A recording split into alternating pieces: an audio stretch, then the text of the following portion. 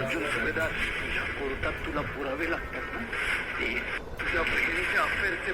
मित्रांनो, ठरलं तर मग मालिकेच्या पुढील भागात आपल्याला पाहायला मिळतं की आता सायली ही कल्पनाला म्हणत असते की बघा ना आई, मी कशाचाही वास घेतला तर मला उलटी आल्यासारखं होतंय. मग तेव्हा अर्जुन तिच्याकडे पाहत असतो आणि मग नंतर ना आपल्याला पाहायला मिळतं की आता चैतन्य आणि अस्मिता हे दोघेही आता एका कॅफेमध्ये आलेले असतात. तर तिथे सचिन त्या दोघांना पाहतो आणि नेमका वेळ साधून तो त्यांची व्हिडिओ रेकॉर्डिंग करतो आणि मग नंतर तो म्हणत असतो की अर्जुन सुभेदार, तुझ्या कोर्टात तुला पुरावे लागतात ना, मग हे तुझ्या बहिणीचे अफेअरचे पुरावे घे, असं म्हणून तो रागावून पाहत असतो.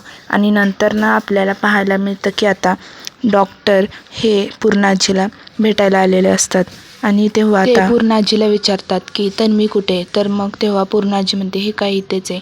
आणि मग तेव्हा ते म्हणतात की सायली कुठे आहे, तर मग तेव्हा पूर्णाजी म्हणते की सायली मधुभाऊसोबत मुंबईला गेली हॉस्पिटलमध्ये.